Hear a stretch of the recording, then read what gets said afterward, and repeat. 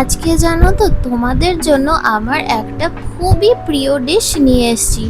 Generally এই ডিশটা কিন্তু শিবরাত্রিতে উপোস করার পর খায় বা নর্মাল সামার স্ন্যাক হিসেবে বা ব্রেকফাস্ট হিসাবেও কিন্তু খায়।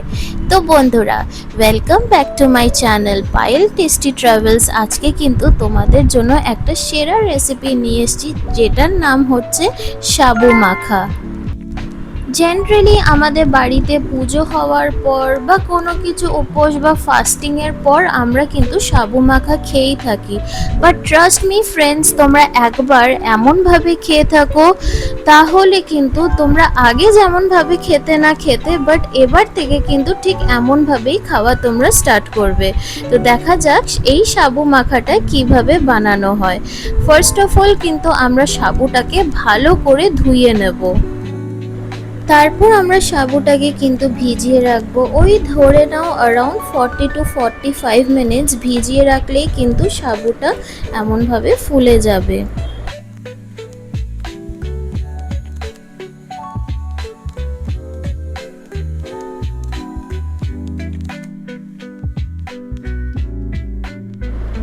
তারপর কিন্তু সাবুটার আমরা জল ঝরিয়ে নেব। আর দেখতেই পাচ্ছ আমাদের সাবু কিন্তু রেডি হয়ে গেছে। এবার কিন্তু যেহেতু আমের সিজন, তো আমরা কিন্তু দুটো আম নিয়ে নিয়েছি আর এটাকে কিন্তু কেটে নিয়েছি। এবার আমরা এই সাবুটার মধ্যে কিন্তু মিষ্টি দই নিয়ে নিলাম। তারপর আমটাকে যে আমরা কেটে রেখেছিলাম, আমটাও কিন্তু এর মধ্যে দিয়ে দিচ্ছি। আর হ্যাঁ বন্ধুরা, এমন টাইপের যদি তোমরা দারুণ টাইপের রেসিপি পেতে চাও অ্যান্ড যে রেসিপিগুলো ইজিলি 10 to 15 কি 20 মিনিটসের মধ্যে হয়ে যায়, অমনি রেসিপি পেতে হলে কিন্তু তোমাদেরকে এই চ্যানেলটা সাবস্ক্রাইব করে নিতে হবে আর কিন্তু বেল আইকনটা প্রেস করে নিতে হবে। আরে তাহলেই তো এমন টাইপের দারুণ দারুণ রেসিপিগুলো তোমাদের নোটিফিকেশনে চলে যাবে।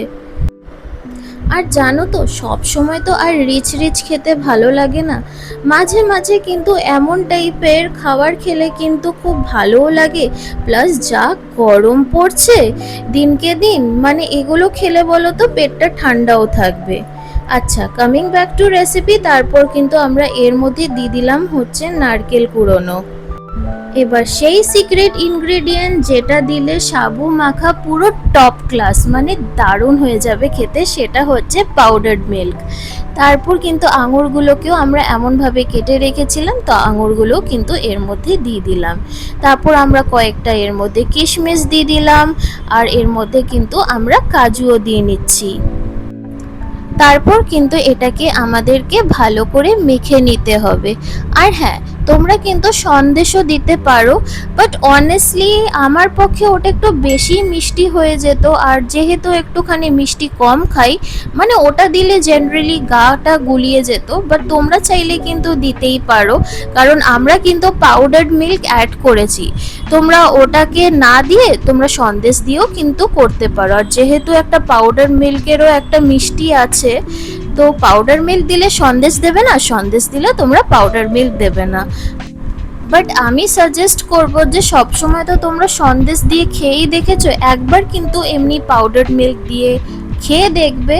সত্যি বলছি, আগে যেমনভাবে খেতে তোমরা, এখন থেকে কিন্তু তোমরা এমনভাবে খাওয়া স্টার্ট করবে। আর হ্যাঁ, আমরা কিন্তু এই কলাটা কিন্তু দিতে আগে ভুলে গেছিলাম, তো ওই জন্য আমরা পরেই দিয়ে দিলাম কলাটা কেটে এমনভাবে। অ্যান্ড এর মধ্যে পমিগ্রেনেট মানে বেদানাও আমরা দিয়ে দিলাম। সো হিয়ার ইউ গো, আমাদের এই সাবু মাখা ইজ রেডি। অ্যান্ড ওপরে কিন্তু আমরা গ্রেপস, একটুখানি বেদানা, কাজু, কিশমিশ দিয়ে এটাকে ডেকোরেট করে নিচ্ছি।